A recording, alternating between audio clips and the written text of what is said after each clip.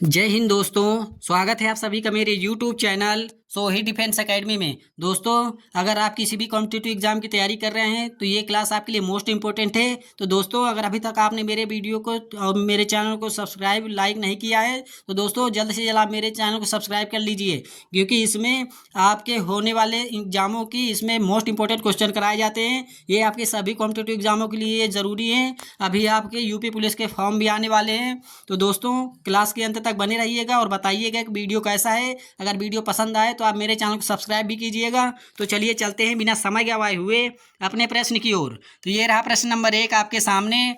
आँख के किस भाग पर वस्तु का प्रतिबिंब बनता है?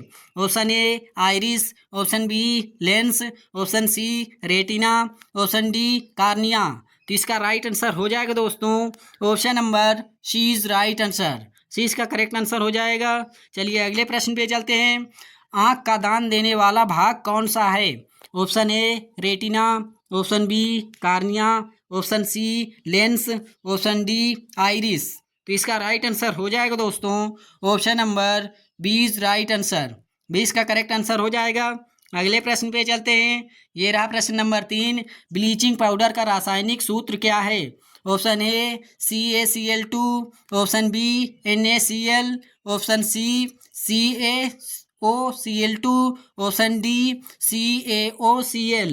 तो इसका राइट आंसर हो जाएगा दोस्तों option number C is right answer.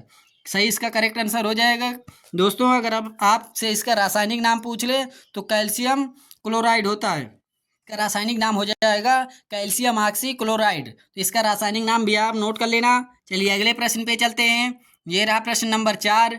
मानव के कायिक कोशिका में गुणसूत्र होते हैं। Option A 23, option B 34, option C 46, option D 52।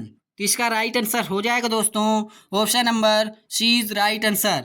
अगर आपसे पूछ ले कि मानव में गुणसूत्र कितनी जोड़ी होते हैं, अगर जोड़े में आपसे पूछा जाए तो 23 जोड़े होते हैं, लेकिन कुल पूछा जाए अगर आपसे तो 46 होते हैं। तो इन दोनों क्वेश्चन को क्लियर कर लेना। अगले प्रश्न पे चलते हैं। फाइलेरिया इनमें से किससे होता है? Option A bacteria, option C मच्छर, option C protozoa, option D virus. तो इसका राइट आंसर हो जाएगा दोस्तों option number B is right answer. 20 का करेक्ट आंसर हो जाएगा। अगले प्रश्न पे चलते हैं। ये रहा प्रश्न नंबर 6 आपके सामने। भारत की पहली महिला मुख्य चुनाव आयुक्त कौन थी? Option A Sucheta Kripalani, option B Asha Purna Devi, option C Sushma Chawla, option D VS Rama Devi. तो रामा देवी नहीं होगा, यहाँ पे रमा देवी होगा। ये एक हिस्ट्री में लग गया है तो रमा देवी हो जाएगा। तो इसका राइट आंसर हो जाएगा दोस्तों option number D is right answer. Bharat की पहली महिला मुख्य चुनाव आयुक्त कौन थी? VS रमा देवी थी। तो इसको आप नोट कर लेना। चलिए अगले प्रश्न पे चलते हैं। ये रहा प्रश्न नंबर 7। आंसू के कवि कौन है? Option A Jaishankar Prasad, option B Suryakant Tripathi Nirala, option C Ram Naresh Tripathi, option D Munshi Premchand. तो इसका राइट आंसर हो जाएगा दोस्तों option number A is right answer. A इसका करेक्ट आंसर हो जाएगा। चलिए अगले प्रश्न पे चलते हैं। ये रहा प्रश्न नंबर 8 आपके सामने। लैंड ऑफ कंगारू के नाम से किस देश को जाना जाता है? Option A Australia, option B America, option C Canada, option D Japan. तो इसका राइट आंसर हो जाएगा दोस्तों option number A is right answer. A इसका करेक्ट आंसर हो जाएगा। दोस्तों, अगर आपसे पूछ ले कि ऑस्ट्रेलिया देश की राजधानी बताइए तो ऑस्ट्रेलिया देश की राजधानी होती है कैनबरा।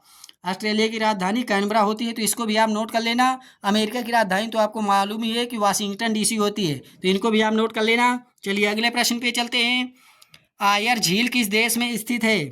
ऑप्शन ए चीन, option B Bharat, option C Japan, option D Australia. तो इसका राइट आंसर हो जाएगा दोस्तों option number D is right answer.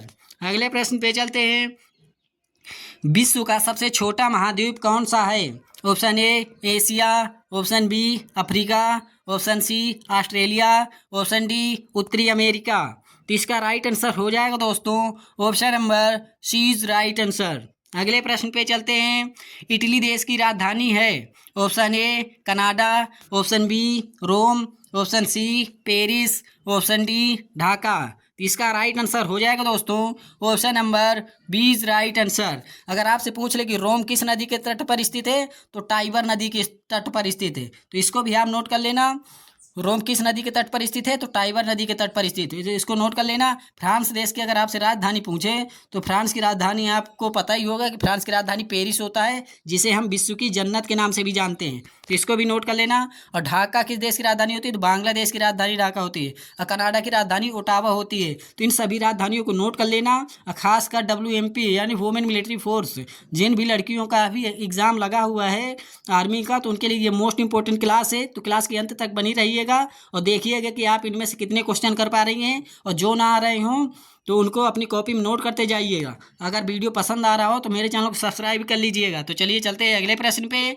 झुकी हुई मीनार कहाँ स्थित है? Option A Pisa Italy, option B America, option C Canada, option D France. तो इसका राइट आंसर हो जाएगा दोस्तों option number A is right answer. A इसका करेक्ट आंसर हो जाएगा। चलिए अगले प्रश्न पे चलते हैं। ये रहा प्रश्न नंबर 13 आपके सामने। उत्प्रेरक की खोज किसने की थी? ऑप्शन ए अरस्तु, option B Mendeleev, option C Robert Hooke, option D Berzelius ने। तो इसका राइट आंसर हो जाएगा दोस्तों option number D is right answer. D इसका करेक्ट आंसर हो जाएगा। और कोशिका की खोज किसने की थी? तो ये आपको मालूम ही होगा कि कोशिका की खोज किसने की थी? रॉबर्ट हुक ने की थी। वो भी कौन सी कोशिका? निर्जीव कोशिका की खोज की थी। सजीव कोशिका की खोज एंटीवान ल्यूबिनहाग ने की थी। तो इन दोनों क्वेश्चन को भी क्लियर कर लेना। चलिए अगले प्रश्न पे चलते हैं। ये रहा प्रश्न नंबर 14। शीर्ष कक्ष प्रक्रम में उत्प्रेरक के रूप में प्रयुक्त होता है। Option A platinum, option B हीरा, option C graphite, option D carbon. तो इसका राइट आंसर हो जाएगा दोस्तों option number A is right answer. A इसका करेक्ट आंसर हो जाएगा। अगले प्रश्न पे चलते हैं। ये रहा प्रश्न नंबर 15। दुनिया का सबसे लंबा जीवित वृक्ष है। ऑप्शन ए बरगद, ऑप्शन बी पीपल, option C sequoia, option D इनमें से कोई नहीं। तो इसका राइट आंसर हो जाएगा दोस्तों option number C is right answer. अगर आपसे पूछ ले कि सिकोया की लंबाई कितनी होती है, तो सिकोया की लंबाई 120 मीटर लंबा होता है। तो इसकी लंबाई भी आप नोट कर लेना। आपसे लंबाई पूछ सकता है। अगले प्रश्न पे चलते हैं। अंतरिक्ष में उगने वाला पहला पुष्प कौन सा है? ऑप्शन ए जीमिया, option B rhizobium, option C कपास, ऑप्शन डी यीस्ट। तो इसका राइट आंसर हो जाएगा दोस्तों option number A is right answer. अगले प्रश्न पे चलते हैं। ये रहा प्रश्न नंबर 17। न्यूक्लियस के बाहर DNA कहाँ पाया जाता है? ऑप्शन ए केंद्रक, option B mitochondria, option C यकृत, ऑप्शन डी पीयूष ग्रंथि। तो इसका राइट आंसर हो जाएगा दोस्तों option number B is right answer. 20 का करेक्ट आंसर हो जाएगा। अगर आपसे पूछ ले कि कोशिका का पावर हाउस किसे कहा जाता है, तो माइटोकॉन्ड्रिया को कहा जाता है। लेकिन माइटोकॉन्ड्रिया की खोज किसने की थी अगर आपसे पूछ ले, तो अल्टमैन ने की थी। तो इसको भी आप नोट कर लेना। कोशिका माइटोकॉन्ड्रिया की खोज किसने की थी? अल्टमैन ने की थी। तो ये सभी मोस्ट इंपॉर्टेंट पॉइंट बता रहा हूँ, तो इन सभी को नोट करते जाइएगा। चलिए अगले प्रश्न पे चलते हैं। ये रहा प्रश्न नंबर 18। निम्न में से किस जीव को सजीव एवं निर्जीव के मध्य की कड़ी माना गया है? Option A virus, option B जीवाणु, ऑप्शन सी कवक, ऑप्शन डी प्रोटोजोआ। तो इसका राइट आंसर हो जाएगा दोस्तों option number A is right answer. अगले प्रश्न पे चलते हैं। ये रहा प्रश्न नंबर 19। रक्त है एक संयोजी ऊतक, ऑप्शन बी उपकलित ऊतक, ऑप्शन डी, ऑप्शन सी ए और बी दोनों, ऑप्शन डी इनमें से कोई नहीं। तो इसका राइट आंसर हो जाएगा दोस्तों option number C is right answer. रक्त हमारा एक संयोजी ऊतक और उपकलित ऊतक दोनों है। तो इसका right answer option number C हो जाएगा। अगले प्रश्न पे चलते हैं। ये रहा प्रश्न नंबर 20 आपके सामने। एक वयस्क पुरुष के लिए सामान्य हीमोग्लोबिन की मात्रा 100 ml रक्त कितना है? Option A 16 ml, option B 14.5 ml, option C 18 ml, option D 20 ml। तो इसका राइट आंसर हो जाएगा दोस्तों option number B is right answer. अगले प्रश्न पे चलते हैं। ये रहा प्रश्न नंबर 21 आपके सामने। ऊंट का कुबड़ किस ऊतक से बना होता है? ऑप्शन ए संयोजी ऊतक, ऑप्शन बी वसामय ऊतक से, ऑप्शन सी उपकला ऊतक से, ऑप्शन डी इनमें से कोई नहीं। तो इसका राइट आंसर हो जाएगा दोस्तों option number B is right answer. अगले प्रश्न पे चलते हैं। ये रहा प्रश्न नंबर 22। ऐसा ऊतक जिसमें दूध जैसा गाढ़ा तरल पदार्थ भरा होता है, यहाँ पे द्वारा नहीं होगा, यहाँ पे पदार्थ भरा होता है, भरा होता है। तो ऑप्शन ए लैक्टिफेरम, ऑप्शन बी लैक्टिक अम्ल, ऑप्शन सी उपकला ऊतक, ऑप्शन डी ये सभी। तो इसका राइट आंसर हो जाएगा option number A is right answer. ऐसा ऊतक जिसमें दूध जैसा गाढ़ा तरल पदार्थ भरा होता है उसे कहते हैं लैक्टिफेरम। तो इसको आप नोट कर लेना, ये very very most important question है, आपके प्रीवियस ईयर में पूछा गया क्वेश्चन है। और दोस्तों आपकी जानकारी के लिए मैं बता दूं कि मैंने आर्मी जीडी का 2 बार एग्ज़ाम निकाला है, लेकिन मेरी हाइट थोड़ा सा कम होने की वजह से मेरा सिलेक्शन नहीं हो पाया है। तो दोस्तों मैंने आर्मी का एग्ज़ाम 2 बार निकाला है, तो उसी एक्सपीरियंस के साथ मैं आपको ये मोस्ट इंपॉर्टेंट क्वेश्चन करा रहा हूँ। ये आपके एग्ज़ाम में 100% फंसेंगे, तो क्लास के अंत तक बने रहिएगा। चलिए चलते हैं अगले प्रश्न पे। ये रहा प्रश्न नंबर 23। मूली किसका एक उदाहरण है? ऑप्शन ए पत्ते, option B full, option C जड़, ऑप्शन डी तना। तो इसका राइट आंसर हो जाएगा दोस्तों option number C is right answer. C इसका करेक्ट आंसर हो जाएगा। अगले प्रश्न पे चलते हैं। हल्दी किसकी वजह से पीली होती है? Option A nitrogen, option B chlorine, option C fluorine, option D curcumin. तो इसका राइट आंसर हो जाएगा दोस्तों option number D is right answer. D इसका करेक्ट आंसर हो जाएगा। अगले प्रश्न में चलते हैं।